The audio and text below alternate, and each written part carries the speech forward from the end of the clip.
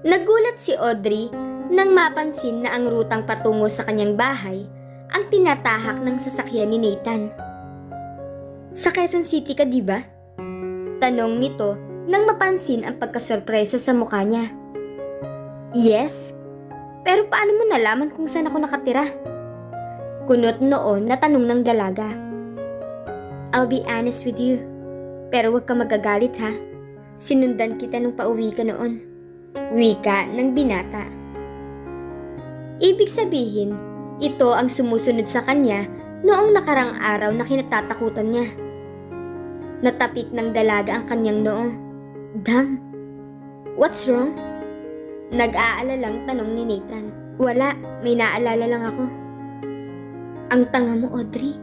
Pinagbintangan mo pa ang kawawang si Carlo. Bulong niya sa sarili. There you go. Ipinarada nito ang sasakyan sa tapat ng bahay niya. Thanks for the dinner. Nakangiti na wika ng dalaga. Ibig bang sabihin nito I could invite you again some other time? Nakatitig na tanong ng binata. Sure, maganda yon. Kasi nagtitipid ako. Napatawa ang binata. You're not that sassy when we're in high school. Wika nito. Pinapatunayan lang nito na ang oras ay nababago ang lahat. Good night, Nathan. Binuksan niya ang passenger's door. Wait, say that again. Hinawakan nito ang isang kamay niya. Napatingin ang dalaga dito na mukhang nagtatanong. My name, say it again. Mahinang wika ni Nathan. Good night, Nathan. Good night, Audrey. Sabay lapit ng binata at ginawadan siya ng halik sa labi. Gusto niyang pangilabutan. Pero sa hindi niya maisip na dahilan, ay hinayaan niya ang binata na halikan siya nito. Tinugon niya ang halik nito sa kanya. Nang matapos ang halik, ay dahan-dahang tumitig ang binata sa kanya. Hindi ka galit? Mahinang wika nito. Pilit na pilit ang iling na ginawa niya. Hindi. Matipid na sagot niya. Bumaba ang binata ng sasakyan at pinagbuksan siya ng pinto. Wag na, I can manage. See you tomorrow then. See you. Lumakad na siya patungo sa pinto ng bahay niya. Muli, pagpasok doon ay napaupo siya sa couch. Bakit niya hinayaang halikan siya ni Nathan? Ang ibig bang sabihin nun ay may unawaan na sila? Bulong niya sa sarili. Dapat pa siyang matuwa o ano?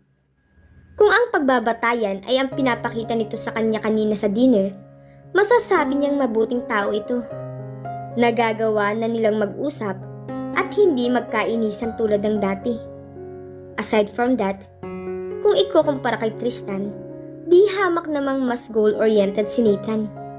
They were a perfect match. Kung seryoso talaga ito sa kanya, hindi na niya kailangang problemahin ang tungkol sa pag-aasawa. Hindi na niya kailangang mag-propose ng marriage kay Tristan na hanggang ngayon ay hindi niya alam kung paano niya ginawa. Siguro yun ang dahilan kung bakit niya pinayagan si Nathan na halikan siya, dahil nainis siya kay Tristan. Pakiramdam niya ay siya na ang pinaka-undesirable na babae dahil sa rejection na ginawa nito sa kanya. Pero sinave ni Nathan ang ego niya. Mahinang wika pa niya. Audrey, gising na! Wika ni Tristan habang inuuga niya ang mga balikat ng kanyang kaibigan. Himbing na himbing ito sa pagtulog. Inikot niya ito paharap para makita ang mukha nito. Hindi man lang ito naaaalimpungatan. Pinagmasdan niya ang mukha nito. Hindi naman ito mukhang galing sa pag-iyak.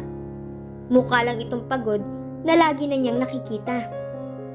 As always, bakit ba inaabala niya ang kanyang sarili sa pag-iisip kung dinadamdam nito ang pagtanggi niya sa ideya nito? Knowing her, simpleng arrangement lang ang inilatag nito sa kanya. Walang pagkakaiba sa mga kontratang maaalok nito sa mga kliyente nito. Pero bakit hindi ito umuwi sa pad niya? At sa halip ay sa bahay nito ito natulog. May nangyari ba dito? At nahihiya itong malaman niya? Naitanong niya sa sarili. Sinipat-sipat niya ang balat nito. Wala naman siyang makitang sugat dito. Hinagip niya ang laylayan ng pantulog nito at itinaas rin. Pero noon din ay nalaman niyang hindi pala nakasuot ng underwear si Audrey pag natutulog. Nanlaki ang mga mata ng binata sa nakita. Dali-dali niyang hinila pababa ang damit nito. Nakangiwi at gustong pagpawisan ng malapot. Pero tulog naman ito. Hindi na nito malalaman yun unless sabihin niya. Pinag-isipan niya kung gigisingin pa niya ito. It was late. Hahayaan na lang niyang matulog ito. Tutal, ay ligtas naman pala ito. That was all that mattered. Humakbang siya at binuksan ang built-in closet ng kaibigan. Humila siya ng kumot bago nagtungo sa sala. Amoy ng pinipritong bacon ang gumising kay Tristan kinaumagahan. Kalahating bukas ang mga mata na bumangon siya at nagpunta sa CR na kanugnog ng kusina. Napasulyap sa kanya si Tristan na nakaharap sa stove. Para itong nakakita ng multo na nakatitig sa kanya. Paglabas niya ng banyo, ay para pa rin itong naengkanto. Nasusunog na yata ang niluluto mo. Aniya sa niluluto nito. Pumepwesto siya sa dining table. Pinatay ng binata ang stove. Anong ginagawa mo rito? Ginamit niya ang plato nito at pinagsilbihan ang kaniyang sarili ng fried egg at sinangag. Nag-aalala kasi ako. Naiwan mo yung cellphone sa bahay, kaya hindi kita makontak. Kaya pumunta na lang ako rito nang hindi ka umuwi. Paliwanag ni Tristan. Paano ka nakapasok dito? Nakalakang pinto. Pagtataka pa rin nito. Saka hindi kita napansin. Wika ng dalaga. Tinanggal ko isa-isa yung jealousy para makapasok ako. Ang dali palang makapasok sa bahay mo. Uso pa naman ngayon ang nakawan at patayan. Mabuti na lang wala ka na rito. Saad pa nito. Hinango nito ang nasunog na bacon strips. Kumuha ito ng plato bago umupo sa isang dining chair. Babalik na ako rito. Dadaanan ko na lang ang mga gamit ko sa bahay mo sa ibang araw. Wika ni Audrey. Napatigil ang binata sa pagsubo at saka gumisi. Sabi ko na nga ba galit ka? Huwag ka nang magalit. Nabigla lang naman ako kahapon. Tinatanggap ko na. Magpapakasal na ako sa'yo. Happy ka na? Nakangiti na wika ni Tristan.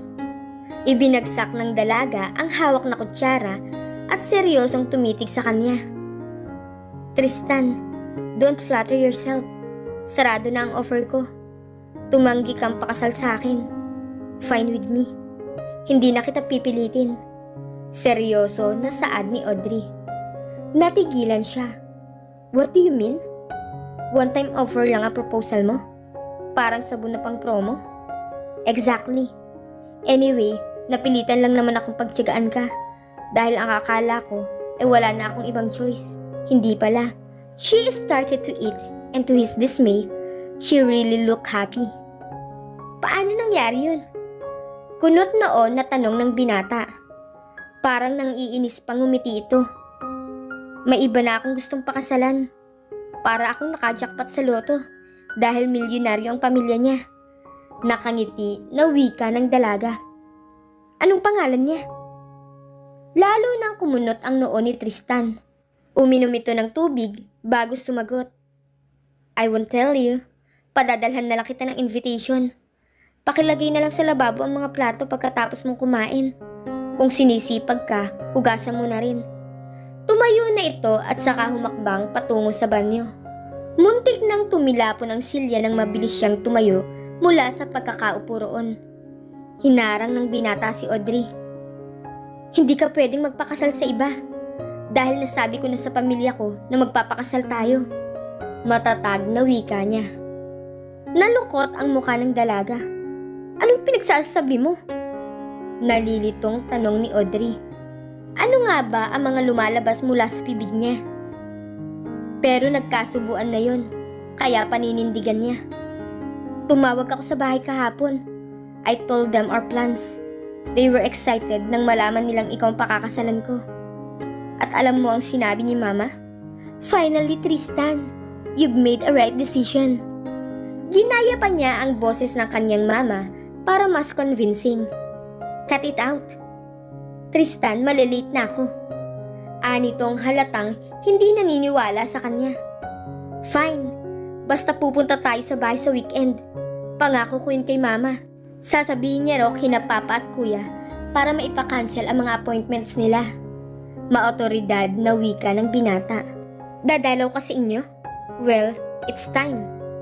Anito, na excited sa ideya, pero napa-about face din pagkatapos. Pero hindi naman tayo magpapakasal. Giit pa ni Audrey. Magpapakasal tayo. Karangalan ko ang nakataya nito. And there's another reason kung bakit kailangan.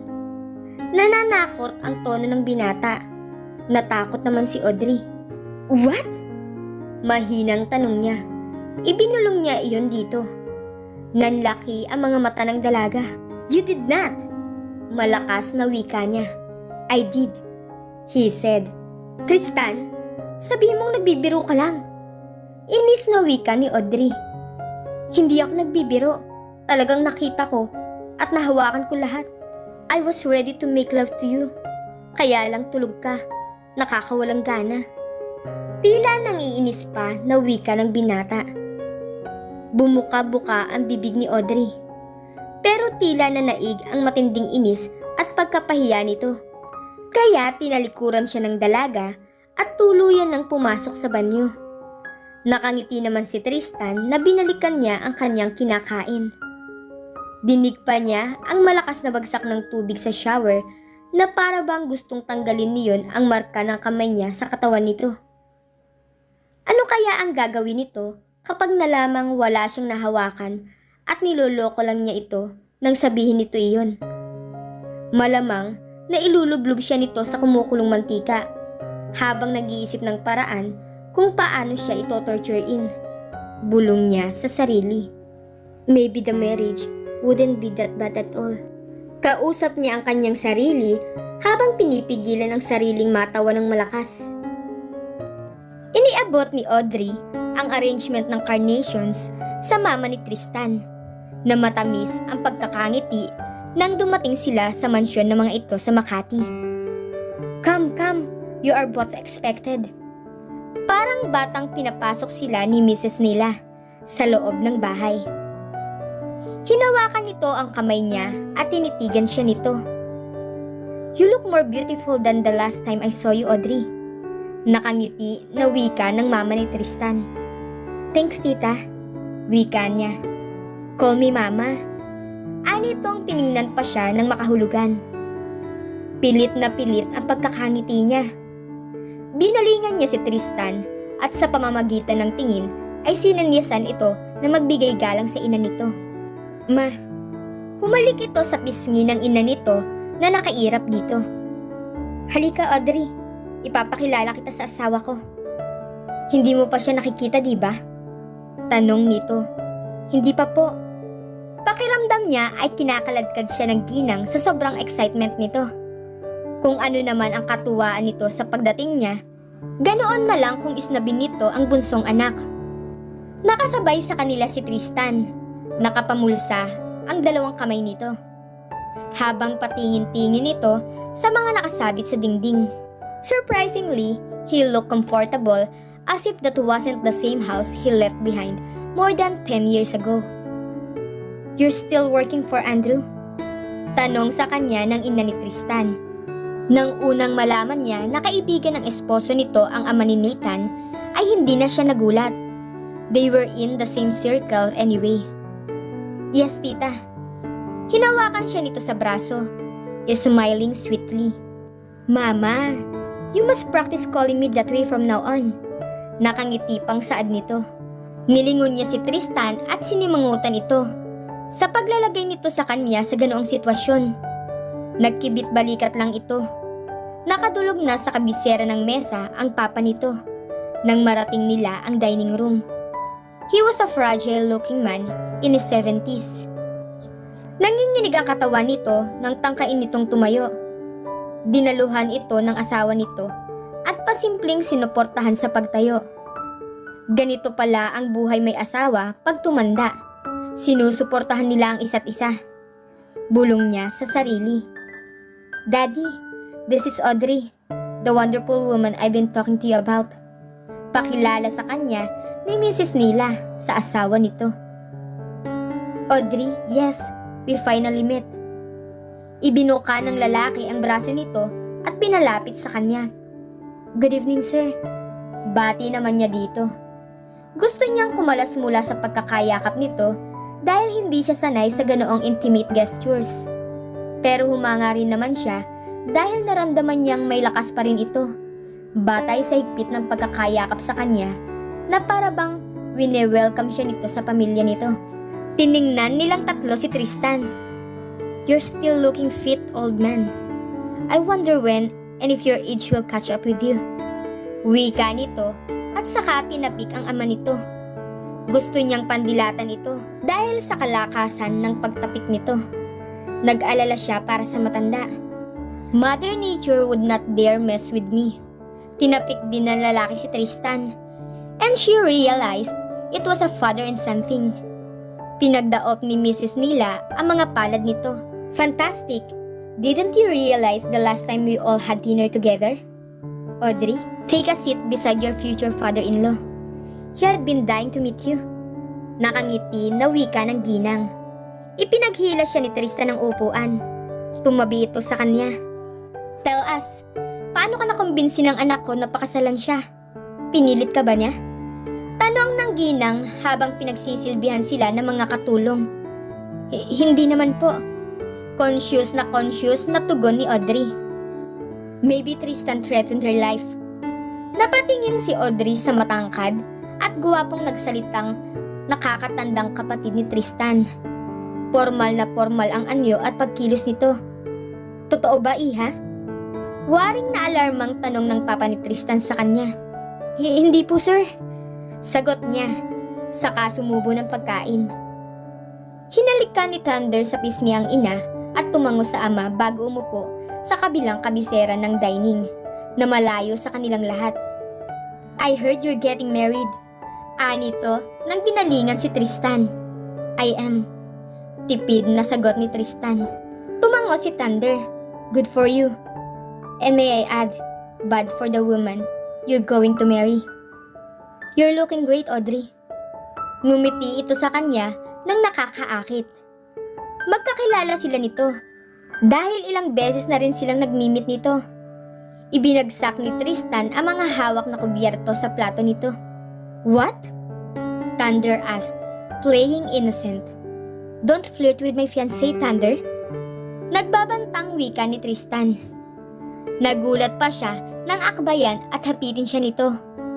Naningkit ang mga mata ni Thunder habang pinagmamasdan sila. I'm just trying to make her comfortable around us, sabi nito. Tumikim ang ginang.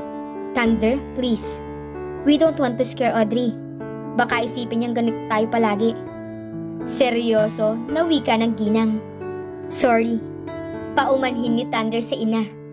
Sinulyapan niya si Tristan.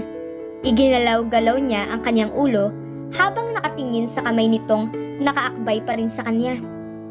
Ngunit sa halip na bitawan siya, ay hinila pa nito ang silya niya palapit dito. Ano ka ba? Para kang bata. Hindi na niya napigilang punahin ito. He was always like that. Wika ni Thunder.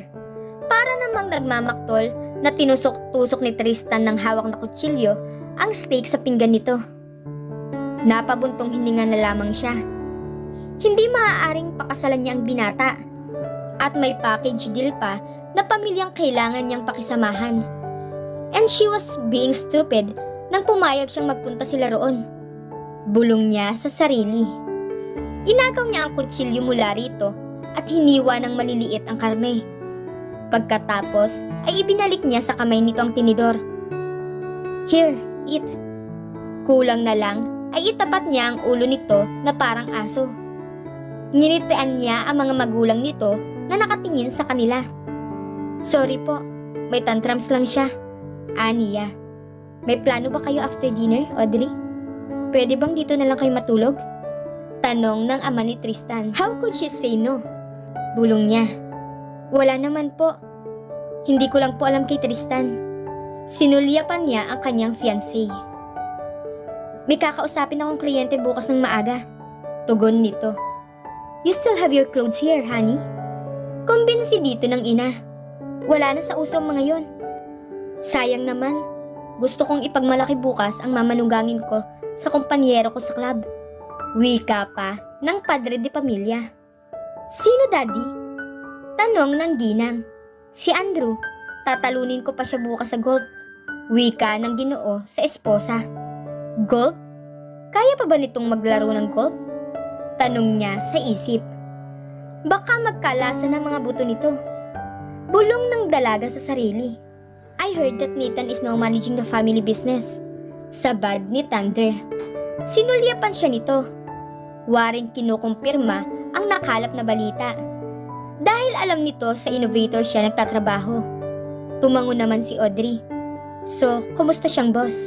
Tanong pa nito. He's good.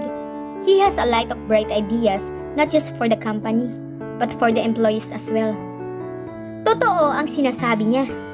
Actually, maging siya ay nasurpresa sa mga pagbabagong pinupush ni Nathan sa kumpanya. Just like the car plan para sa mga account executive na gaya niya na malapit nang maaprubahan. Really? That's something new. Wika ng ginang nakilala si Nathan bilang isang rebeldeng anak tulad ni Tristan. He's in love. Deklara ni Thunder na muntik na niyang ikasamid. Sino naman na maswerteng babae? Pa-suspense effect na sumubo ito para tila lalong bitinin ng ina. Ang pagkakakwento sa akin ni Nathan nang mag-date kami minsan sa isang hotel, he has been in love for a very long time. You know, high school love. Pero ngayon lang daw niya pinupursu yung babae. Nathan is already talking about marriage. Wika pa ni Thunder. Sunod-sunod ang subo niya. Wala naman siyang kasalanan, right? Nag-date lang sila ng isang beses ni Nathan. That was all. Oo nga pala, nagpahalik siya dito. Damn. What's the name of the girl? Tanong ng ginang. Sinabi ni Nathan, Audrey daw ang pangalan. Wika pa nito. Nginitian siya ng ginang. What a coincidence! Kapangalan mo pa, iha. No, it is Audrey. Pagtatama ni Thunder. Na-freeze silang lahat. Walang ibang maririnig maliban sa tunog ng mga kubyertos ni Thunder. Tiningnan siya ni Tristan. And then, every attention was on hers. Audrey? Nathan's in love with you? Wika ng ama ni Tristan. Parang aatakayin ito sa puso.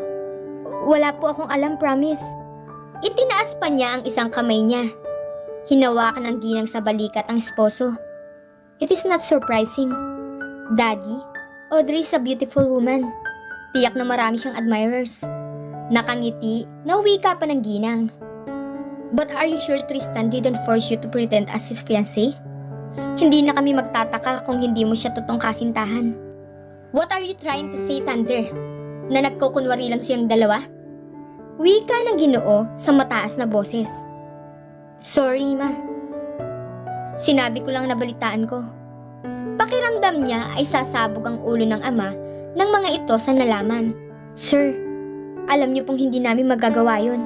Saka wala po kaming dahilan para gawin ni Tristan yun.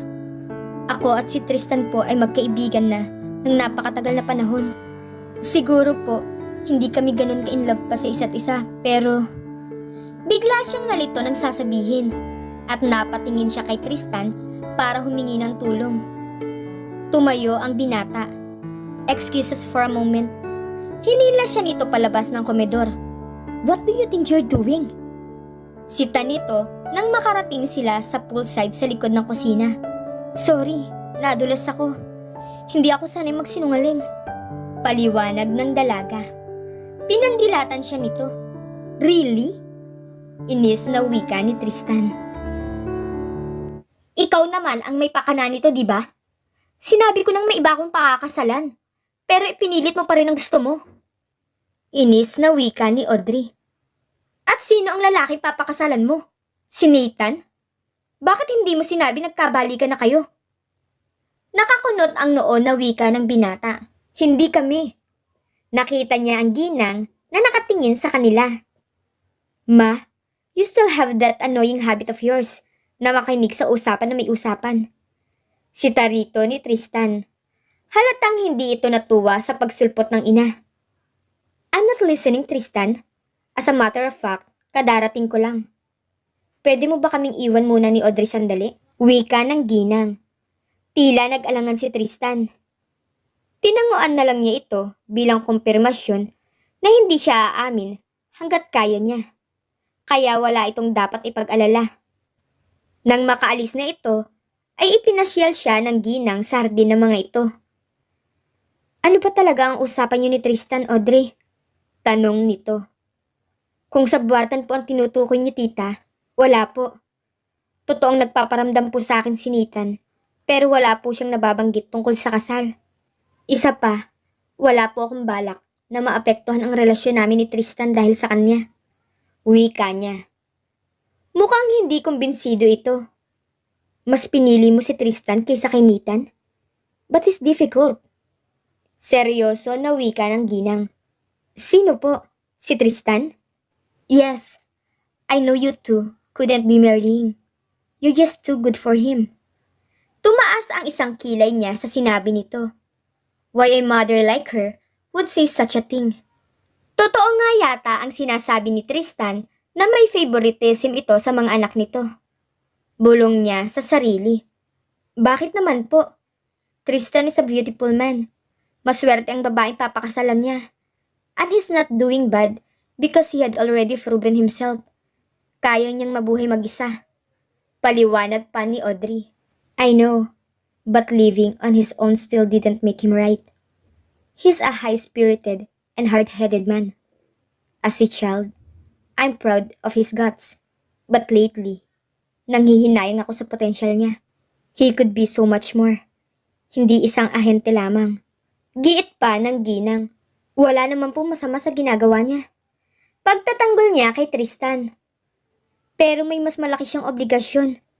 Isa pa, pinagkakaitan niya ang kanyang sarili na kaligayahan. Pangarap niya dating pamahalaan ang family business namin, pamula nung bata pa siya. Pero naging pasaway. Kaya nakalimutan na niya ang pangarap niya. Wika pa nito. Baka po may sama siya ng loob sa inyo. Wika niya. Noon lang siya nagkaroon ng pagkakataong marinig ang side ng pamilya ng kanyang kaibigan. Meron nga. He couldn't understand that as parents, we want only the best for him. He is thinking that we're controlling his life. Noong mga bata pa sila ni Thunder, palagi silang nagpapaligsahan sa lahat ng bagay. Dahil mas matanda sa kanya si Thunder, palagi siyang natatalo. Dahil doon, naisip niya makipagkompetensya sa atensyon namin ng asawa kong si Richard.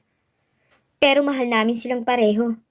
At ginawa namin ang lahat para maipakitang pantay ang pagmamahal namin sa kanilang dalawa. Yun ang hindi matanggap ni Tristan. Dahil doon, naging malayo siya sa aming lahat. Gumawa siya ng sarili niyang mundo na hindi kami kasama doon. Hanggang sa umalis siya sa aming bahay. Malungkot na wika ng ginang. Tumango-tango siya sa eksplenasyon nito. Ngayon, ay alam na niya ang pinagdadaanan ng kanyang kaibigan. Alam ko pong hindi lang dala ng katigasan ng ulo, kaya tinitiis kayo ni Tristan. May mas malalim siyang dahilan. Every time he talks about family, I guess your family, I can't help but feel his pain. Aniyang tumanaw sa malayo. Sometimes, I want to carry half of his load, dahil parang hindi na niya kaya. Tumitig sa mukha niya ang ginang. Then you must really love him. Seryoso na tanong ng ginang. I do, tita. Nagpapasalamat siyang hindi siya nabulol. Sinalubong pa niya ang tingin nito para ipakitang sincero siya. Pagkatapos ay ngumiti siya. Salamat po sa pagpapadala niyo sa kanya sa buhay ko. I mean, sa pagbibigay buhay niyo sa kanya. Seryoso na wika niya. Ngumiti ito.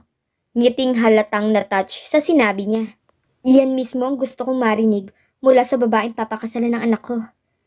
It is like saying you will take care of him and accept him despite of his flaws. Matagal ko na pong tanggap ang buong pagkatao niya, tita. Wika pa niya. Audrey, forgive me for doubting your feelings for my son. Tell me, kailan ang petsa ng kasal niyo? Sinimulan Sinimulan na niyang igiya nito pabalik sa dining room. Next year po? Hindi pa siguradong sagot niya. When you work with the details of the wedding, I want to be there. Hindi mo naman siguro yun ipagkakait sa akin. Nakangiti na wika nito. Siyempre naman po hindi. Parang sementeryo ang dinatnan nila nang makarating sila sa dining room. Ibang-iba sa mood nila ng ginang na parehong nakangiti. Pero sa kaso niya, ay napipilitan lamang siya dahil kailangan. Ano ang ibig sabihin ng ngiting yan? Tanong ni Thunder. Nothing. Pinag-usapan lang namin ni Audrey ang detalye ng kasal nila ng kapatid mo. What do you think, Daddy? Shangri-La o Manila Hotel?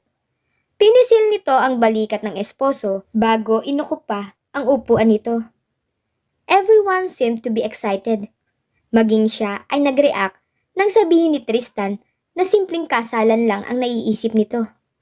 She wanted a big wedding. And she wanted every important personality to witness it. Hindi lang dahil nagpresenta si Mr. Richard na sasagutin ang lahat ng gastusin, but because doing it with Tristan seems right. She just couldn't imagine doing it with another guy. Maybe she was right after all when she proposed to him. They might not be two people in love, but they were friends, and that was the next best thing. The marriage would work. No, it's going to last forever.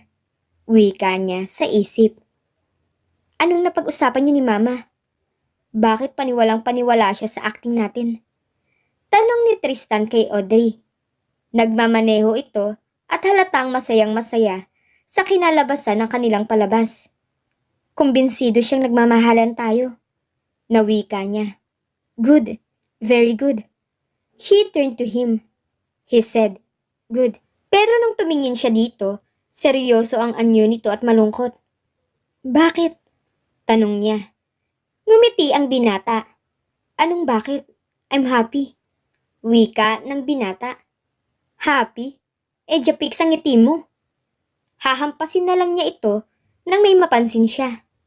That was the same smile he gave him when he said he liked the Barney toy she gave her for his birthday, even if he hated it.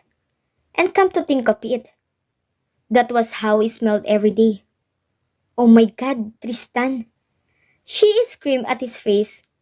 Paano siya nagawang lokohin ito sa tuwing nagkikita sila? How could he pretend that he was fine, even when his smile reflected his pain? And how could she be so blind? Bakit hindi niya napansin yun noon? Ngayon lang siguro niya napansin yun dahil sa mga ikinuwento ng mama nito sa kanya tungkol sa malungkot na pinagdaanan ni Tristan habang lumalaki ito. What? Anong problema? Genuine ang pagkakagulat ng binata. Sabihin mo sa akin ang totoo. Nagsisinungaling ka sa akin noon nang sabihin mong masaya ka nung umalis ka sa bahay niyo. Saad pa ng dalaga. Where did you get that idea? Kay Thunder? Anong sinabi niya sa'yo na kausapin ka niya? Naghihinalang tanong nito. Huwag mong ilipat kay Thunder ang usapan. Wala akong pakialam sa kanya.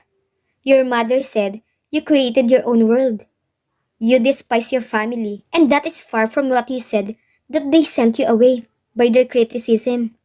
Wika pa ng dalaga. Napabuntong hininga ang binata. Saan papunta ang usapang to? To the truth. Alam mong nakikipagkaibigan ako sa iyo dahil hindi ka sinungaling. Sinasabi mo ang lahat ng opinion mo tungkol sa akin, and that is fine with me. I prefer that, kesa naman paniwalain mo ko sa kasinungalingan. Look at me. Paasik na utos niya dito. I'm driving. Paano kita titingnan? Pasik ding sagot niya. Stop this car. Stop it! Galit na wika niya. Kinabig nito ang manibela. Inihinto nito ang kotse sa parking space ng isang 7-Eleven outlet. Alright! Pasinghal na sabi nito pagharap sa kanya. You want to hear the truth? I'll tell you. Umalis ako sa amin dahil inagawan ako ni Thunder ng fiancé. Okay na ba? Masaya ka na? Galit na wika ni Tristan. Ginawa niya sa'yo yun? Nagguguluhang tanong niya. Tumango ang binata. Seryoso ang muka. At galit ka sa kanya dahil dun? Tanong pa ni Audrey. Yes. No, I mean, of course. I'm mad because of what he did. Naging ugali na niya sa sarili niya ang agawan ako, kahit noong bata pa kami. From toys to my parents' love and attention. And the next thing I know, pati si Crystal ay naagaw na rin niya sa akin. Sumimangot ito. Marahil ay naaalala nito ang ex-fiancé nito na nagtaksil dito. Naghihinalang inalis niya ang ekspresyon nito. Pero hindi ka galit dahil mahal mo si Crystal? Tanong pa niya. Matagal bago sumagot ito. Well, no. I like her, but my parents love her. I was absorbed with how I could please my parents. Kaya katulad ni Crystal, ang pinakilala ko sa kanila. Isang edukadang babae. Minahal ko ang babaeng yun. Pero nung unang nakilala niya si Thunder, nagbago ang lahat. Niloko niya ako. The bitch! Harap-harapan niyang sinabi sa akin na mahal niya ang kapatid ko. Mabuti nga sa kanya. At hindi siya sineryoso ni Thunder. Kunot noong wika ng binata. Tinampal ito ni Audrey sa muka. Bakit ka tumatawa niyan? Because she deserved it. Dahil sa ex ko, umalis ako sa amin. Everything I have, ipinaubaya ko na kay Thunder. Total, balak din naman niyang agawin ang lahat ng yun balang araw. You don't know that he is adopted, do you? Wika pa ng binata. Nanlaki ang mga mata ng dalaga. Yeah, he is. Yun ang lalong ikinasasama ng loob ko. Hindi siya totoong anak ng mga magulang ko. Pero mas pinapaboran nila si Thunder kesa sa akin. Umiling-iling ang binata. Tristan, hindi sa mas pinapaboran nila si Thunder, but he is adopted. Malaking factor yun sa pagkabuo ng insecurities sa isang bata. Kung hindi nila bibigyan ng extra attention si Thunder, the child will think na hindi siya mahal ng mga nag-ampon sa kanya. You were just being selfish. Gusto mong sa'yo lang ang atensyon ng mga magulang mo. Dahil iniisip mong, ikaw lang ang totoong anak nila. Paliwanag ni Audrey. Hindi ito sumagot. Bakit kailangan magsinungaling ka? Pinalabas mo pa na masama ang pamilya mo. Nagkunwari ka pa na mas masaya ka kaysa sa buhay mo noon. Kahit halata namang nahihirapan ka. Alam na niya ngayon na pride lang nito ang pumipigil dito para bumalik sa pamilya niya. Tama nga naman ang mami nito. Isip bata to. Well, dati pa niyang alam na isip bata to. Pero mas malala pa pala to. Ang kitid ng pag-iisip. Kung sinabi ko sa'yo noon na kaya ako umalis sa amin dahil naagawan ako ni Thunder ng fiancé, you'll think I'm pathetic. Sad pa ng binata. Gusto mong malaman kung ano ang tingin ko sa'yo ngayon? Ganito. Pinagdikit ng dalaga ang kanyang hintuturo at hinlalaki. I can't believe I wasted my time on you. Inis na wika niya. Tinapunan siya ng binata ng sulyap ng isang nasaktang tao. Ikaw na lang ang bahalang mag-explain sa parents mo kung bakit hindi matutuloy ang kasal natin. Seryosong wika ni Audrey. What? Bulalas nito. Inaasahan mo pa ba na magpapakasal ako sa'yo after kong malaman ang totoo? I know I lied, and that's one thing you cannot forgive. But I wanted to help you. Hindi ba gusto mo nang mag-asawa dahil tumatanda ka? Wika pa ng binata. Nagpanting ang mga tainga ni Audrey sa sinabi nito. Yun lang ba ang dahilan kung bakit ipinagpipilitan nito na magpakasal sila? Naaawa ito sa kanya? Wika niya sa sarili. Let me guess. Gawa-gawa mo lang na sinabi mo sa mga magulang mo na ikakasal tayo bago tayo nagpunta sa bahay niyo kanina. Salamat sa kawang gawa, Tristan. Pero hindi ko yung kailangan. Sarkastikong wika niya. Audrey, sinabi ko na sa'yo diba, Tristan? Pero hindi ka naniwala sa akin. Hindi ka naniniwala na may lalaking baliw na magpapaksal sa akin. Nathan was more than willing. Of course, Nathan didn't propose yet. Gusto lang niyang pamukhaan si Tristan. Wala kang mapapala sa Nathan na yan. Inis na wika ng binata. Ha? At nagmagaling? Bakit? Kung ikaw ang pakakasalan ko, anong mapapala ko? At least tapat si Nathan. Iuwi mo na nga ako sa bahay ko. Hindi na ako babalik sa lungga mo. Seryosong wika ni Audrey. Nagulat siya nang hagipin nito ang braso niya. Parang kakainin siya nito ng buhay. You want honesty? Makinig ka. Kilala na kita bago pa tayo magkakilala sa bar. Kaibigan ako at kaklase ako ni Nathan. Nakatitig na wika sa kanya ni Tristan. Napatitig naman sa kanya ang binata. Handang makinig sa sasabihin niya.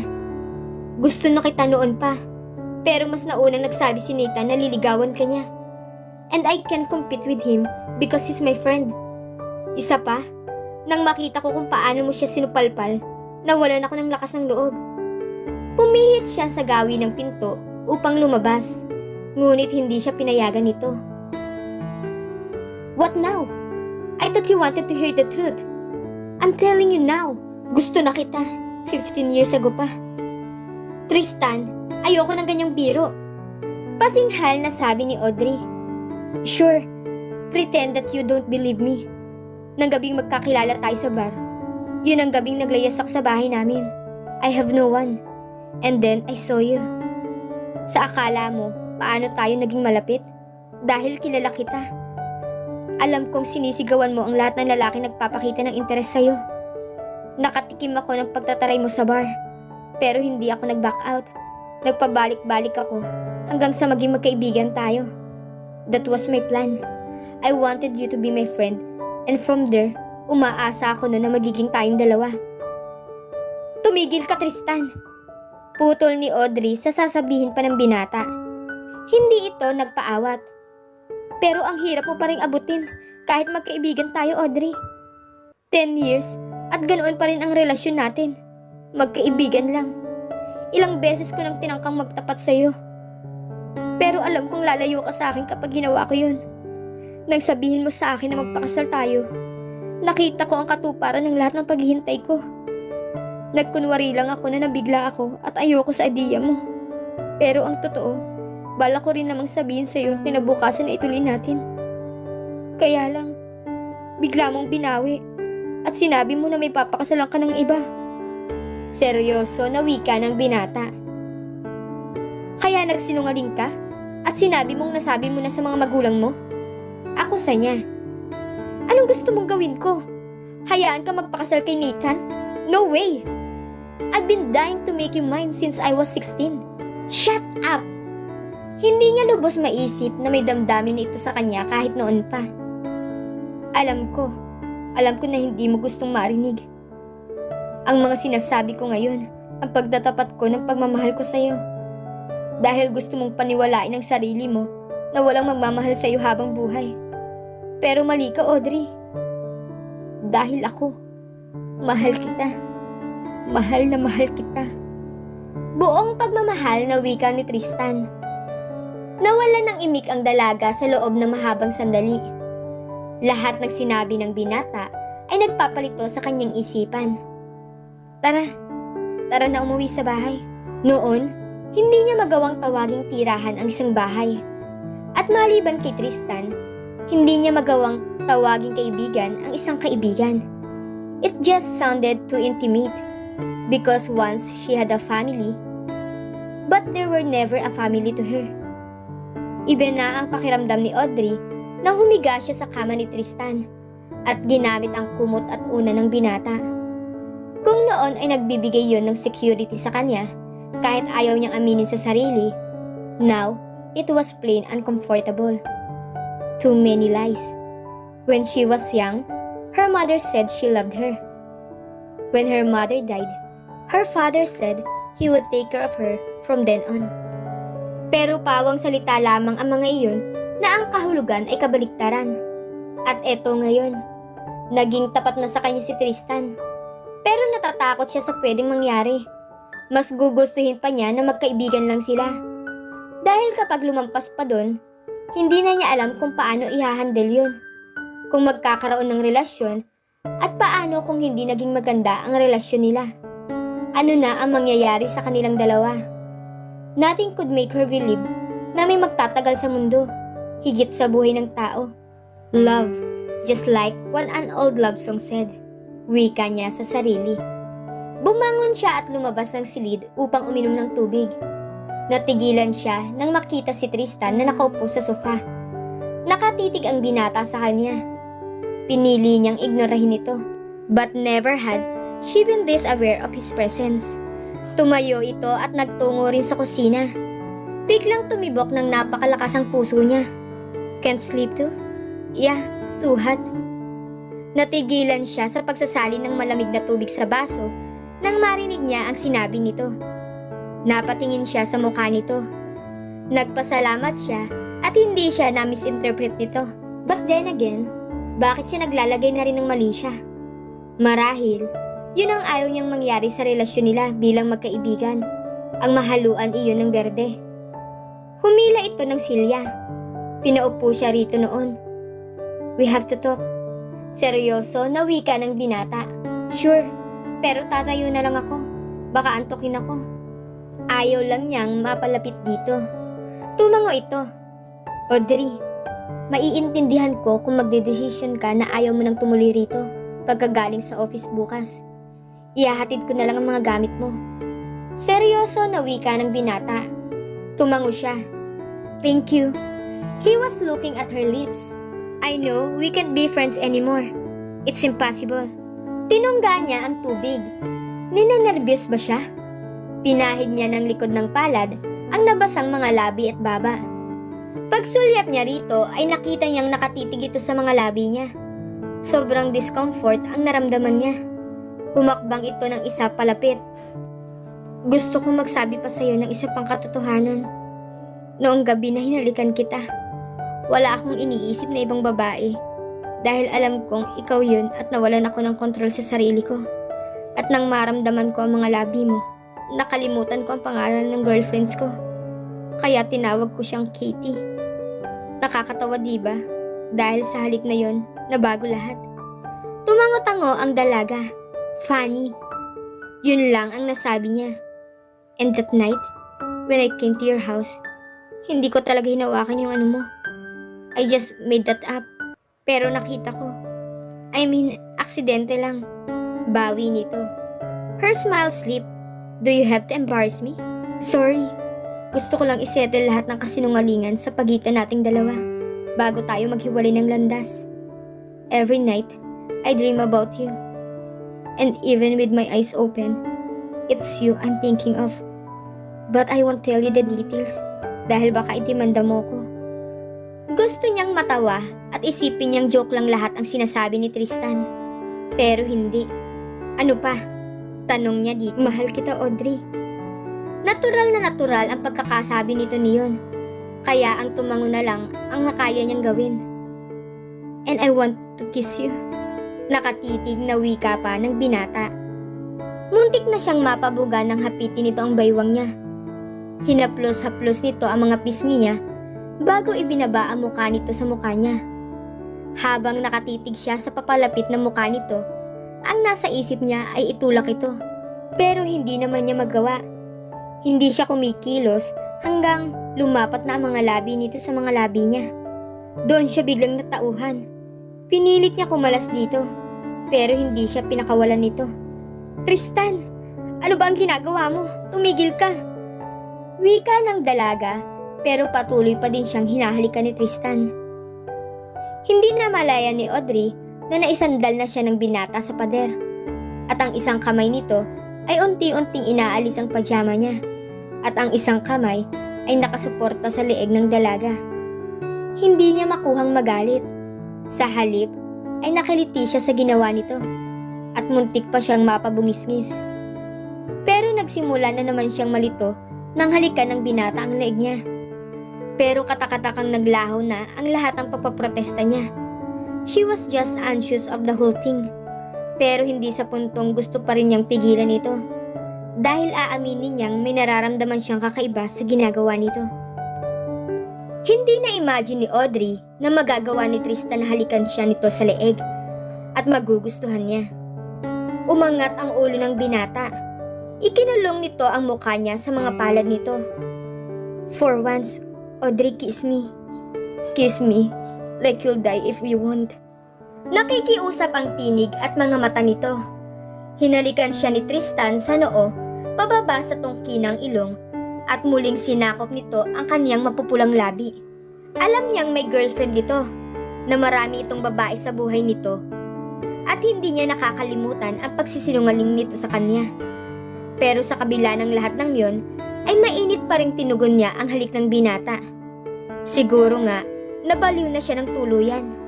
Parahas ng parahas ang mga halik nito hanggang sa maging mga kamay nito ay naging mapangahas.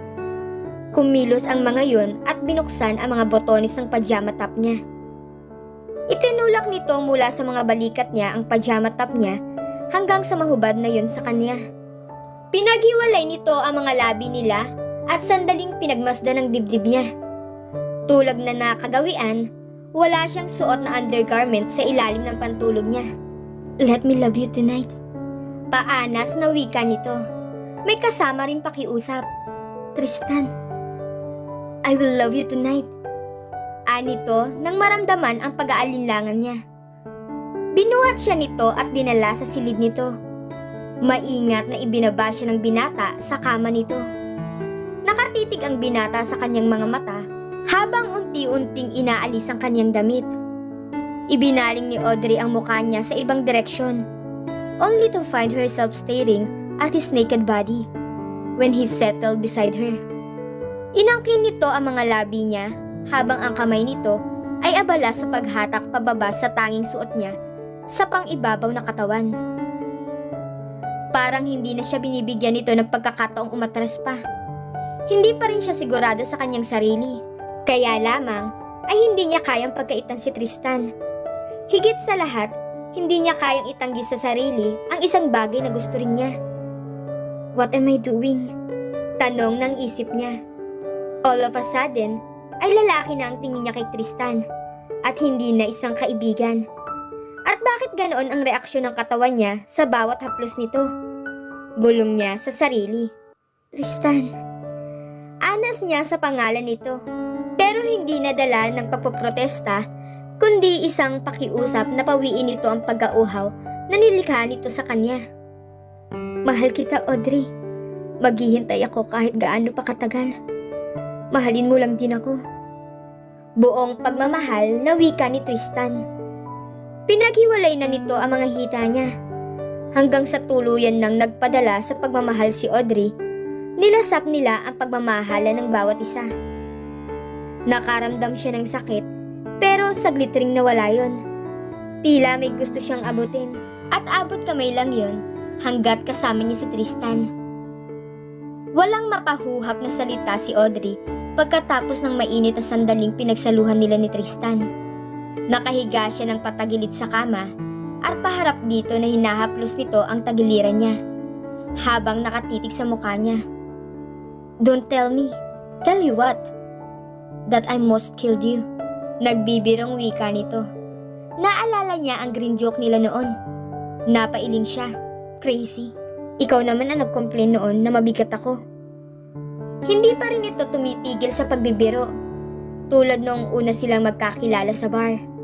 Tila alam nito na kapag tumigil ito sa pagbibiro at pagsasalita, ay hindi ito makakalagpas sa pader na iniharang niya sa kanilang pagitan.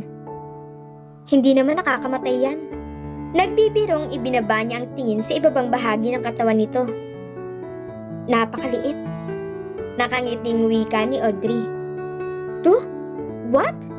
Hoy, bawiin mo nga yan sinabi mo." "Bakit ko babawiin? Totoo naman." Lumabi siya bago niya tinalikuran ito. Hinila siya dito palapit dito at niyakap siya. She could feel his manhood against her lower back. "Audrey, what?" Pumikit siya. "Audrey." Ulit ng binata. "Ano?" "Audrey." Napilitan siyang humarap dito. "What do you want? Wala ka bang nararamdaman?" Kinuha niya ang isang unan at itinampal iyon sa mukha nito. Inalis nito ang unan sa mukha at hinawakan ang ulo niya. Ginawaran siya nito ng halik sa noo, sa ilong, sa baba, bago bumaba sa mga labi nito, sa leeg niya at dumako sa tainga niya. "Try nga natin kung makakahinga ka kapag..." "Gago?" Natatawang wika niya. "Sabi mo too small." "Oo na, hindi na po." Hindi na siya nakatiis sa paghihintay na halikan siya nito. Kaya siya na ang humagilap sa mga labi nito. He gave her a passionate kiss. I love you. Nanigas ang lalamunan niya dahil muntik na niyang isatinig ang tatlong salitang yun. Hindi niya inisip yun. Natural lang yun na lumalabas mula sa puso niya, na para bang matagal na yung na-stranded doon. Pinanlamigan siya. Kumala siya kay Tristan at saka bumangon. Audrey? Nagre-reklamong wika nito. I need to go to the bathroom. Nauutal na wika ng dalaga. Okay, doon na natin ituloy. Pilyong wika ng binata. Ayoko, dyan na lang. Nagkulong siya sa banyo. Litong-lito siya. Mahal ba niya si Tristan? Pero, parang hindi naman yun kapanipaniwala dahil bakit noon lang niya nalaman kung sakali man. Mahigit 10 taon na sila magkaibigan. At dahil lang ba sa inamin nitong mahal siya nito at may nangyari sa kanila, ay biglang huhulagpos ang damdamin niya para dito? Bulong niya sa sarili. No, I don't love him. In fact, I don't know what love is. Nadadala lang ako sa mga pangyayari. Lumabas siya ng banyo at bumalik sa silid nito. Sininop niya ang kanyang mga damit. Anong ginagawa mo? Tanong ni Tristan. Bumangon ito mula sa kama at pinigilan siya. Babalik na ako sa bahay ko. Wika niya. Audrey, saka na lang tayo mag-usap, Tristan. Hindi pa ako pumapayag na pakasal tayo. Wika niya. Pero ang akala ko, you're a good lover. Pero hindi ibig sabihin nun na mahal kita, Tristan. Bakit nagiging defensive siya? Hindi naman siya tinatanong nito kung mahal niya ito. Naibulong niya sa sarili. Sabi ko naman sa'yo, maghihintay ako, diba? Dito ka na matulog, gabing-gabi na. Saad pa ni Tristan. Kailangan kong mag-isip. Hindi ako makakapag-isip dito. Seryoso na wika niya. Bumuntong hininga ito. Alright, ihahatid na kita. Walang nagawa ang binata. Si Tristan ang laman ng isip ni Audrey nang makauwi na siya sa kanyang bahay.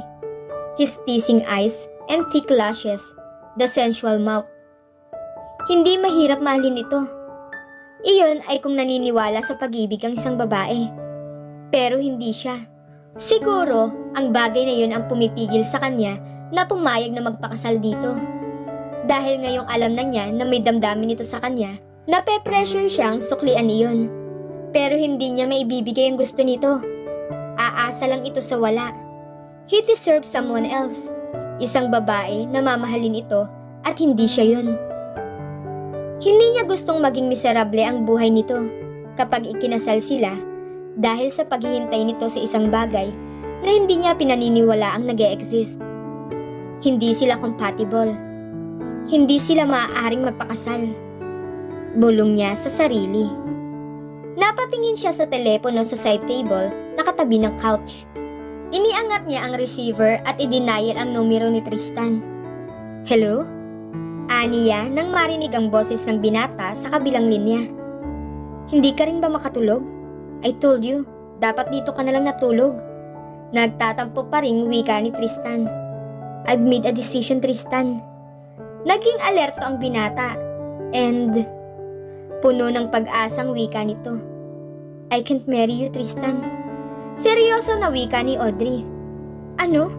Bigyan mo ako ng magandang dahilan, Audrey. Bakit? What? Malungkot na tanong ng binata. You're not a husband material. Irresponsable ka at walang-wala ka ngayon. Paano? Kapag nagkaroon na tayo ng mga anak, hindi mo sila masusuportahan ng maayos. Mahinang wika ni Audrey. Pwede naman akong kumuha ng regular na trabaho. Please naman, Audrey. Nakikiusap na wika ng binata.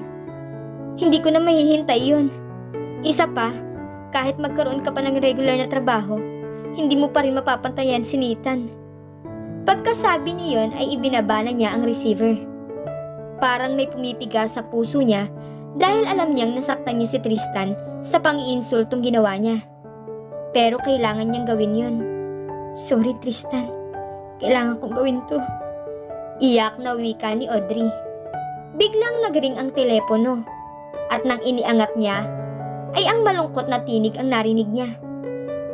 Pag-isipan mong mabuti. bago ka magpakasal sa kanya. Alam kong mas mapapaligaya kita kaysa kay Nathan. Sorry, Tristan. Desidido na ako. Goodbye.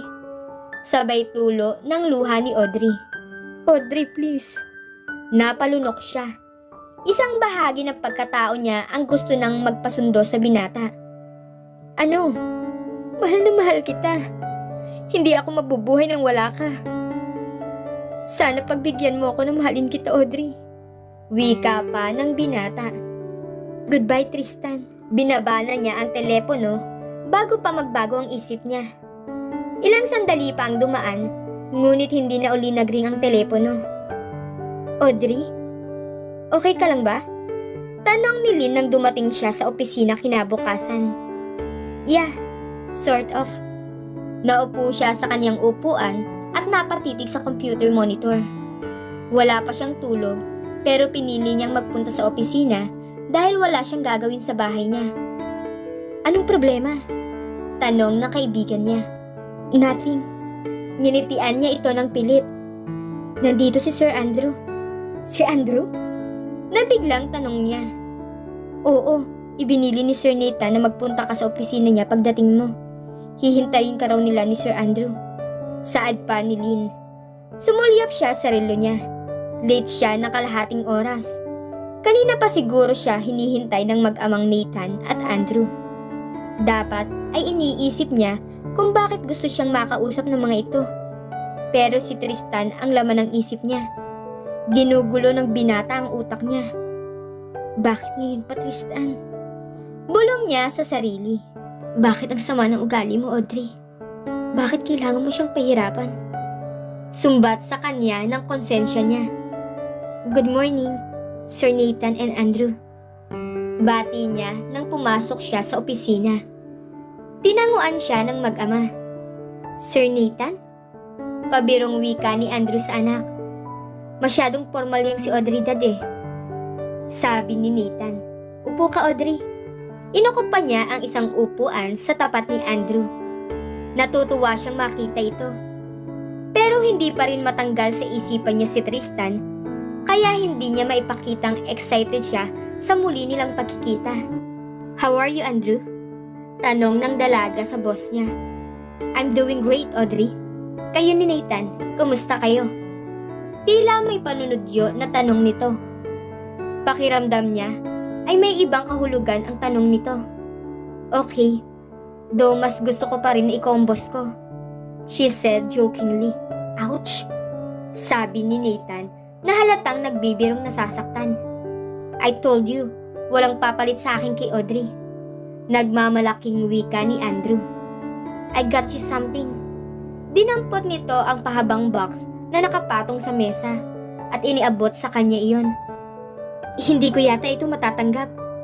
Aniya nang mabuksan ang kahon at makita ang laman niyong kwintas na may flower-shaped pendant. Sa gitna niyon ay may diamante. Para sa'yo talaga yan. Asawa ko ang pumili niyan nung nasa France kami. Nathan, isuot mo na kay Audrey. Alam kong bagay na bagay yan sa kanya. Nakangiting wika pa nito. Ha? Huwag na. Hindi ko talaga matatanggap. Bago pa niya matapos ang sasabihin, ay kinuha na ni Nathan ang kwintas at isinuot sa kanya yon. Inayos nito ang buhok niya pagkatapos. Napakaganda sa'yo, Audrey. Bagay na bagay sa'yo. Komento nito, samantalang hindi naman nakikita ang kwintas na suot niya dahil nasa likuran niya ito. Pagkuway, bumalik na ito sa upuan nito. Nagkausap kami ni Richard. Sabi ni Andrew. Si Mr. Velasco, ang ama ni Tristan, ang tinutukoy nito. Ikakasal na raw kayo ng bunsong anak niya. Totoo ba? Seryosong naitanong ni Andrew. Ho? No. Ang totoo po, nagkukunwari lang kami ni Tristan. Nakayukong wika ng dalaga. Alam kong hindi maganda yun pero paano ba niya ipapaliwanag ang lahat? Napabuntong hininga siya dahil kanina pa niya pinipilit na wag nang isipin si Tristan. Pero heto, at ito rin pala ang itatanong ni Andrew sa kanya. Yan din ang sabi sa akin ni Thunder. Saad pa ni Andrew. Ang sabi ko naman sa'yo, Dad. Hindi pwedeng totoong sinasabi sa inyo ni Mr. Velasco. Sabi ni Nathan. Hindi ko na itatanong kung paano nasabi ni Richard na ikakasal kayo ng anak niya. But I'm really glad, Audrey, na hindi totoo yun. Alam mo namang gusto kitang maging daughter-in-law. Ngumiti pa ito sa kanya. Napanganga siya sa sinabi ng boss niya. Oo nga, at madalas nito iyong sabihin sa kanya noon. Pero ang akala niya ay pabiro lang yun. Pero sa pakiwari niya ng mga sandaling iyon ay hindi ito nagbibiro lang. Parang gusto talaga siyang ipakasal nito kay Nathan. Tumayo na ito. Bueno, ako'y tutuloy na. Nagpunta lang ako rito para kumpirmahin ang sinabi ni Richard. Inihatid ni Nathan ang ama hanggang sa labas. Nagpaiwan siya sa opisina nito para hintayin ang pagbabalik ni Nathan. Dahil pakiramdam niya ay may kailangan pa silang pag-usapan. Pagkalipas ng mahigit 10 minuto, ay halos hindi niya namalayan na nakabalik na pala ito. Nakangiti ito sa kanya nang maupo sa upuan nito. Natutuwa rin ako na malamang hindi totoong chismis na ikakasal ka na sa kapatid ni Thunder. Masayang saad nito. Nanatili siyang nakatitig sa binata. Something wrong? Tanong nito, waring na ilang. Nothing. Pero parang may sasabihin ka pa. Tumikim ito bago nagsalita. Gusto ni Dad na magpakasal tayo. Seryoso na wika nito. Kaya alokin mo ako ng kasal? Nakatitig na tanong ni Audrey. Tatanggapin mo ba? Kung tatanggi ako, anong gagawin mo? Wika pa ng dalaga. Gagawin ko ang lahat para pumayag ka, Audrey. Seryosong saad ni Nathan. Dahil yun ang kagustuhan ni Andrew? Tama ba ako? Hindi sumagot, ngunit hindi rin tumanggi. Hindi totoo ang sinasabi mo sa akin na hindi nawala ang pagmamahal mo sa akin sa loob ng more than 15 years. Gusto mo akong pakasalan, hindi dahil sa pagmamahal, kundi tulad din ng dahilan mo kung bakit iniwan mo ang dating negosyo mo. Ayaw mong ma-disappoint sa'yo si Andrew at tanggalan ka ng mana. Well, Audrey, tila handa itong depensa ang sarili nito. It's alright, hindi ako galit. The truth is, I'm relieved. Mas gusto ko na business arrangement lang to. No emotions involved. Payag akong pakasal sa'yo. Seryoso na wika ni Audrey. Natuwa ang binata. Great! Sasabihin ko kay Dad. Mas madaling tanggapin para sa kanya ang proposal ni Nathan. Dahil wala iyong kalakip na damdamin. Hindi siya mape-pressure na mahalin ito. Kailangan lang niyang pakisamahan ito and nothing else. Bulong niya sa sarili. Kahit pilitin ni Audrey na tanggalin sa isip niya si Tristan, ay hindi niya magawa. Siguro ay dahil kahit ano man ang mangyari, kaibigan pa rin niya ito. At namimiss niya ang mga araw na magkasama sila. Kapag kinukulit siya nito, kapag kumakain sila sa labas, o kapag inuutangan siya nito. Napangiti siya sa naisip. Audrey, are you with me? Pukaw ni Nathan sa kanya. Ha? Napatingin siya rito. Nasa isang restaurant sila. Isang buwan na silang engaged, bagaman hindi pa nila napag-uusapan kung kailan gaganapin ang kasal. Kanina ko pa napapansin parang lumilipad ang isip mo. Wika nito. May iniisip lang ako. Nagkibit balikat ito bago nagpatuloy sa pagkain. Tila hindi naman ito interesado sa kung ano ang iniisip niya.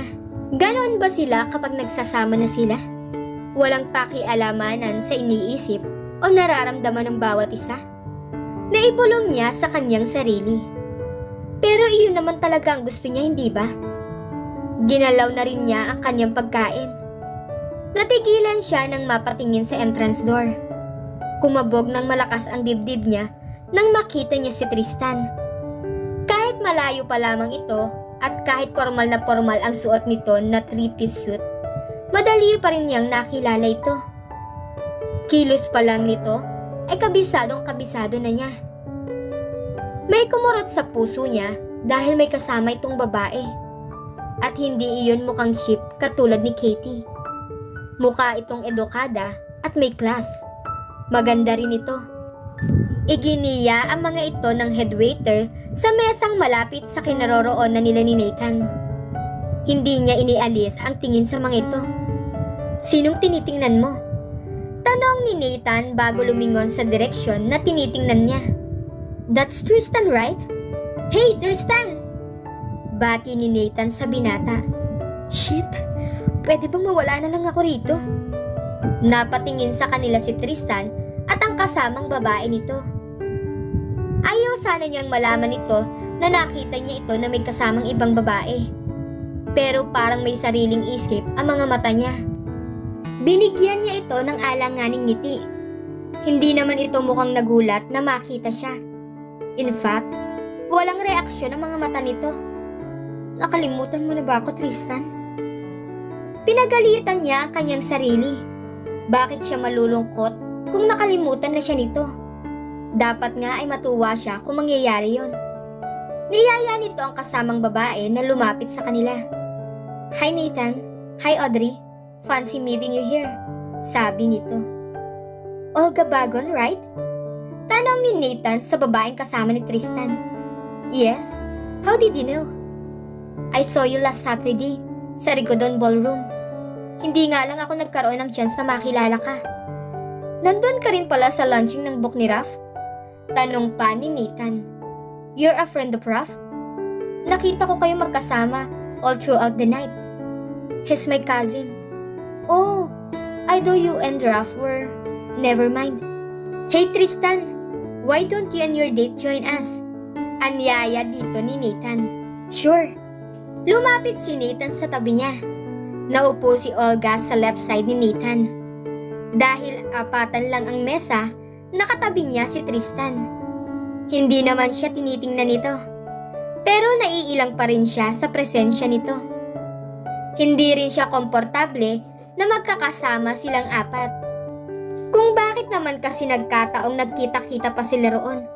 I heard from Thunder that you're now working for the family business.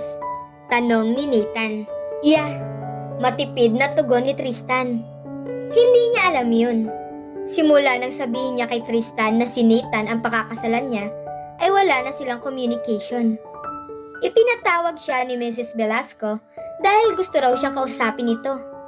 Pero tumanggi siya dahil guilty siya sa ginawa niya rito. Aminado siyang may kasalanan siya sa mag-asawang Velasco sa pagpapaasa nila kay Tristan sa mga ito. Pero hindi talaga niya kayang harapin ang panunumbat ng mga ito. How about you, Olga? What do you do? Tanong pa ni Nathan. I design bags. Nakangiting tugon ni Olga kay Nathan. Interesting. Lumapit ang Si waiter sa Tristan ang mesa umorder nila. para dito How at sa about you, DP3. Audrey? Do you want something? Tanong ng binata nang balingan siya nito. Parang biglang may bumara sa lalamunan niya. Hindi niya inaasahan na tatanungin pa siya nito. I'm okay. I don't want anything. Pinaalis na nito ang waiter. Nagpatuloy sa pag-uusap sina Nathan at Olga. Panay ang tanong ni Nathan kay Olga. Gusto na niyang batukan ito dahil siya ang kadate nito. Baka mamaya ay magalit pa si Tristan. Pero waring hindi naman ito pinansin niyon. How are you, Audrey? Tanong sa kanya ni Tristan. I'm doing good. Bakit ba kanina pa siya nauutal? Bulong niya sa sarili. Nagtatampo sa'yo si Mami. Ayaw mo raw tanggapin ang imbitasyon niya. Nahihiya ako sa Mami mo. Pag-amin niya. Hindi ka naman niya susumbatan. Gusto lang niyang marinig ang explanation mo. Ikaw ba? Hindi niya sinumbatan? Gusto niyang itanong dito. I miss you. Nakatitig na wika nito. Na-freeze siya sa narinig na sinabi nito. Ang tanging gumagalaw sa kanya ay ang mga mata niya. Nakita niyang napasulyap sa kanila si Olga. Waring hindi naman narinig ni Nathan ang sinabi ni Tristan. Dahil nakatingin pa rin ito kay Olga. Siya ba ang ex mo, Tristan? Tanong ni Olga. Hindi. Maagap na tugon niya. Umiling-iling. Best friends kami. Ang tagal naming hindi nagkita. 1 month. Nakayukong sagot niya. Napatango si Olga. Ah, I see. Sa inyo pala yung Bagon Stores? Pukaw ni Nathan kay Olga. Yeah. My family had been selling bags for 3 decades now. Hinawakan nito sa braso si Tristan. Tristan, I think we should get another table. Seryoso na wika ng dalaga. Is that what you want? Tanong ni Tristan dito. Yeah. Nito. Parang nahiya pang aminin na gusto lang nitong masolo si Tristan. Okay. Nagpaalam sa kanila si Tristan na babalik sa mesang unang nakalaan para sa mga ito. Isang bahagi niya ang nakahinga ng maluwag, pero isang bahagi rin niya ang nalungkot. Sinundan niya ng tingin si Tristan. He looked so good. Bulong niya sa sarili. Nabigla si Audrey nang paglabas niya ng powder room ay bigla siyang hinawakan ni Tristan sa braso. Anong ginagawa mo rito? Gulat na tanong niya. Yung lalaking yun ba ang pinagmamalaki mo? Nakita mo ba kung paano siya makipag-usap sa kadate ko? Halos hindi ka na niya pansinin. He's a playboy, Audrey. Masasaktan ka lang sa kanya. Seryoso na wika ng binata. At nagsalita ang hindi playboy? Paasik na wika niya. Bakit kailangan pa nitong sabihin sa mukha niya ang obserbasyon nito? Napansin din naman niyang attracted si Nathan kay Olga. Kaya hindi na nito kailangang sabihin iyon sa kanya. Wika niya sa sarili. Kahit nasa ibang mesa na ang mga ito, ay nakatutok pa rin ang mga mata ni Nathan kay Olga. Hindi siya nagseselos. Naiinis lang siya dahil wala itong consideration. Hindi man lang nito naisip na naandoon siya at nakikita niya ang ginagawa nito. Oo, alam ko. Marami akong babae noon. Pero dahil lang yun sa gusto kitang kalimutan. Napatitig siya dito. Tinangka nitong kalimutan siya. Ilang beses ko nang sinubukan na ibaling ang atensyon ko sa iba. Pero hindi ko kaya. Alam kong ang kailangan ko lang gawin ay magtapat sa'yo. Pero hindi ko magawa dahil alam kong ire-reject mo ko. Okay lang sa akin na tanggihan ako ng buong mundo. Wag lang ikaw, Audrey. Mahal na mahal kita. Sana naman hayaan mo ako mahalin kita. Nagsusumamong wika nito. Walang kwentang pag-usapan pa natin yan. Naghihintay na ang mga kadates natin. Giit ni Audrey. Makipaghiwalay ka na kay Nathan pakiusap. Ang lakas naman ng loob mong sabihin yan. Wala kang pakialam sa buhay ko. Ikaw nga nakikipag-date ka na uli. At may class pa ang pinili mo. Inis na wika niya dito. Nagsiselos ka ba? Parang anumang sandali ay ngingiti ito. Hindi ako nagsiselos. In fact, sa tingin ko, tama ang ginagawa mo. At sa kabagay kayo ni Olga. Siya ang nararapat sa'yo. Pero ikaw ang gusto ko, Audrey. Nagdiwang ang puso niya sa sinabi nito. Pero agad din niyang sinaway ang kanyang puso. Makakalimutan mo rin ako. Matutulungan ka ni Olga sa bagay na yan. Isa pa, malapit na akong ikasal, Tristan. Kaya wag mo nang ipagpilitan ang gusto mo. Seryoso na wika ng dalaga. Damn you! Wag mo akong mumurahin. Hinawakan nito ang magkabilang pisngi niya at nilapit ang mukha nito sa mukha niya. Tristan! Naputol ang pagpoprotesta niya nang lumapat ang mga labi nito sa mga labi niya. May masarap na sensasyong dumaloy sa katawan niya. Umakyat ang mga kamay niya sa batok nito at tinugon ang mga halik nito. I miss you, Audrey.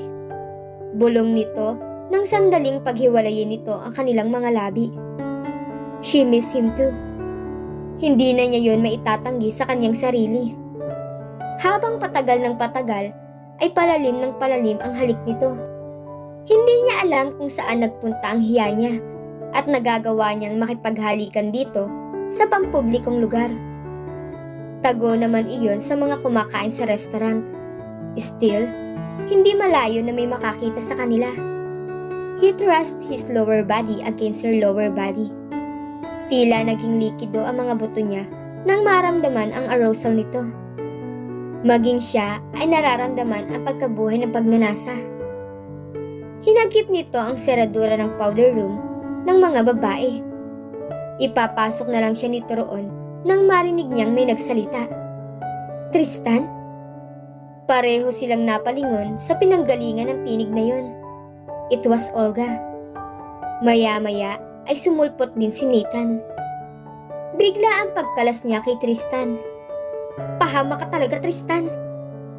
Sigaw ng isip niya. Pero aminado siyang may kasalanan din siya kung bakit nahuli sila ni na Olga at Nathan sa di kanais-nais na sitwasyon. It was just that she couldn't resist Tristan's kisses. Excuse me. Yuko ang ulo na umalis na siya sa restroom area. Audrey! Narinig niyang tawag sa kanya ni Tristan. Tristan! Pigil naman dito ni Olga. Nakakahiya sa fiancé niya. Nathan, sundan mo si Audrey. Wika ng dalaga. Nakaupo na siya sa passenger seat ng boxer ni Nathan nang dumating ito. Naupo ito sa driver seat at binuhay ang makina. Inihanda na niya ang sarili sa paninita nito. Anong ginagawa niyo ni Tristan? Sabi nito. Sorry. Umiling-iling ito. Sorry, Nathan. Alam kong kasalanan ko. Nakayuko na wika niya. Okay lang, pero sana wag mo na ulit gagawin yun. Diretso ang tingin nito sa kalsada. Waring may malalim na iniisip. Sa tingin mo ba may gusto si Olga kay Tristan? Tanong nito maya-maya. Bakit? Gusto mo ba siya? Tanong niya dito. Well, maganda siya. But I think she likes Tristan too much. Umiling ito. Parang nanghinayang. Gusto niyang mabwisit dito. Pero hindi niya maramdaman ang ganoon. Tumanaw siya sa labas ng bintana. Si Tristan ang nakikita niya. Audrey!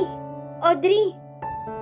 Kalahati lang ang bukas ng mga mata na pumihit si Audrey sa pagkakadapa sa higaan. Hindi siya sigurado kung saan niya naririnig ang mga pagtawag na yon, kung sa panaginip ba o sa realidad. Tuluyan siyang nagising nang makilala ang boses ni Tristan na patuloy sa pagtawag sa kanya. Literal na nawala ang antok niya. Anong oras na ba at nambubulahaw ito?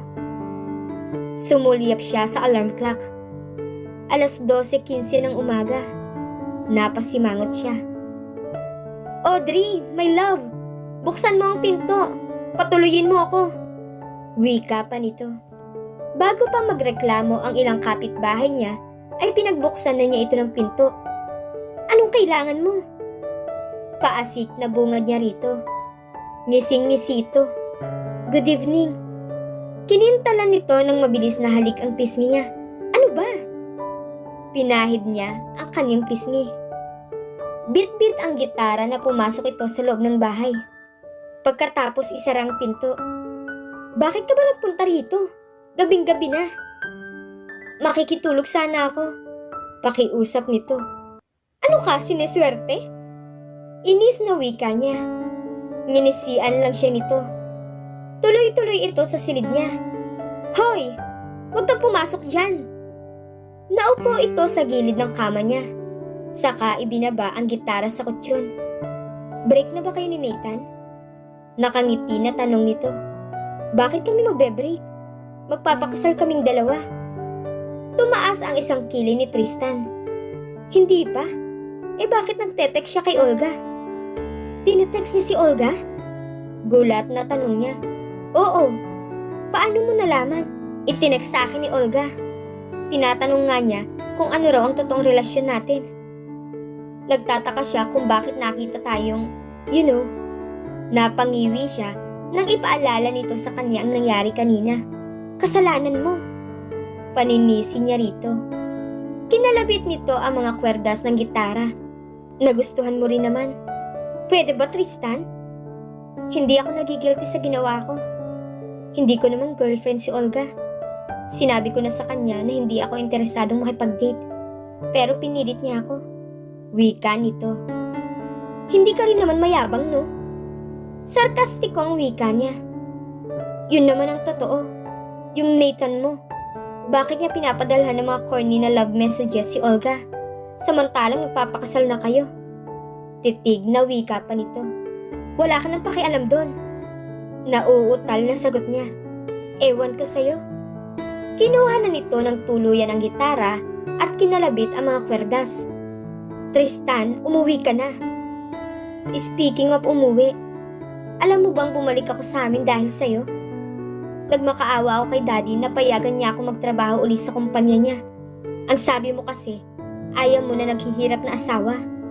Seryoso na wika nito. Napabuntong hininga siya.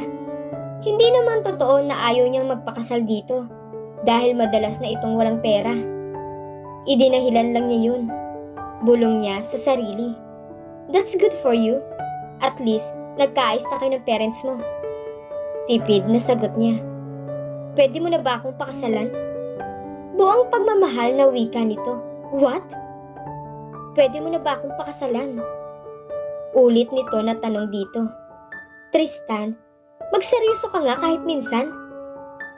Wala namang hindi seryoso rito. Bumalik ako sa kumpanya ng daddy ko para sa'yo. Dahil gusto ko maging kapantay ni Nathan. Mahal kita at tapat ako sa'yo, Audrey. Saad pa nito. Tristan, kalimutan mo na ako. Si Olga na lang ang mahalin mo. Mas maganda naman siya kaysa sa akin. Giit pa niya. Tiningnan siya nito. Sinong may sabi sa'yo na maganda siya? Ikaw ang pinakamagandang babae sa balat ng lupa, Audrey. Kapag may kumontra, sasapakin ko. Parang gusto niyang maluha sa sinabi nito. Hindi dahil sa sinabi nitong maganda siya. Hindi siya uhaw sa compliments. Natuwa lang siya dahil dito nang galing ang papuring iyon. Alam kong nandoon kayo ni Nathan sa restaurant na yon. Kaya nga doon ko dinala si Olga. Gusto kong makita magiging reaksyon mo kapag nakita ako. Ang akala ko ay susugurin mo ako ng yakap. Hindi pala. Biro pa nito. Paano mo nalaman na nandun kami? Kunot noon na tanong ni Audrey. May espiya ako. Ako pa? Nakangiti na wika nito. Espiya? Si Lynn, yung office mate mo. Kinausap ko siya para sabihin sa akin ang lahat ng plano niyo ni Nathan. Ang galing ko, no? Nagmamalaki pang wika nito. 16 years old pa lang ako, sinusundan na kita. Gustong gusto ko naman kasi ang ganda mo. Ang sarap mong pagmasdan mula sa malayo. Kapag tinatanong ako ni Nathan kung nakita kita, sasabihin ko hindi. Ano siya? Bakit ko sasabihin kung nasan ka? Wika pa nito. Natatawa at naiiling siya sa pagiging mautak nito. Para ka talagang sira. Nasiraan ako mula nang dumating ka sa buhay ko. Ngumiti ito. Pinagpag nito ang espasyo sa tabi nito. Upo ka rito. Mangangawit ka dyan, pero wala akong balak umuwi. Hindi niya alam kung ano ang nagtulak sa kanya para sundin ang sinasabi nito. Naupo siya sa tabi ni Tristan. Isinandig pa niya ang ulo niya sa balikat nito. Mahal ko siya. Yun ang sinisigaw ng puso at isip niya. Mula pa kaninang pagbuksan niya ito ng pinto, ay gustong gusto na niyang umiyak at yakapin ito. Pinigilan niya ang sarili noon na aminin niyon. Pero hindi na ngayon dahil hindi na niya kayang magkunwari pa. Ang pumigil sa kanya na pumayag na magpakasal dito ay ang takot niya na aminin sa kanyang sarili na mahal niya ito. Natakot siya sa mga posibilidad. Paano kapag lumipas ang ilang taon ay hindi na siya mahalin nito?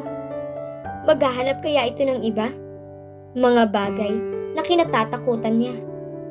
Kung mahal niya ito, magiging dependent ang kaligayahan at buhay niya rito. Hindi niya makakaya kapag iniwan siya nito. Tulad ng kanyang ina. Baka hindi na niya kayaning magpatuloy pa na mabuhay kung magkakahiwalay sila nito. Ayaw niyang maging katulad ng kanyang ina. Bulong niya sa sarili. Bakit naglalambing ka dyan? Nanunuksong tanong ni Tristan. Di wag. Nakasimangot na umayos siya ng upo. Nagbibiro lang ako. Ibinalik nito ang ulo niya sa pagkakasandig sa balikat nito. Alam mo ang kantang to? Tanong nito.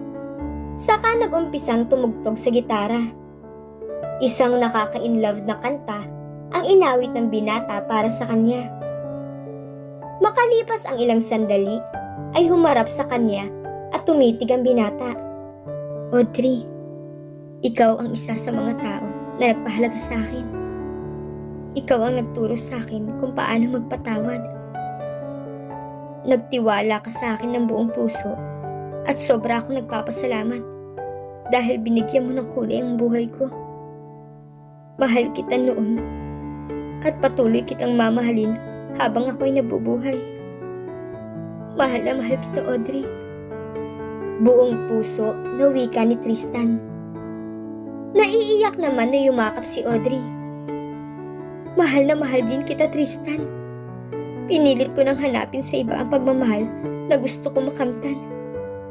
Pero ang laki kong tanga. Dahil kasama ko na pala ang taong yun. Salamat dahil hindi ka sumuko na iparamdam sa akin kung gaano mo ako kamahal. Patawarin mo ako dahil natakot ako.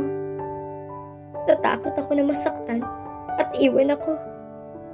Pero ngayon, handa na ako, Tristan, na sumugal. Mahal na mahal din kita. Buong pagmamahal na wika ni Audrey. I wanna grow old with you, Audrey. Gusto kong makasama ka panghabang buhay. Kasama ng mga magiging anak natin.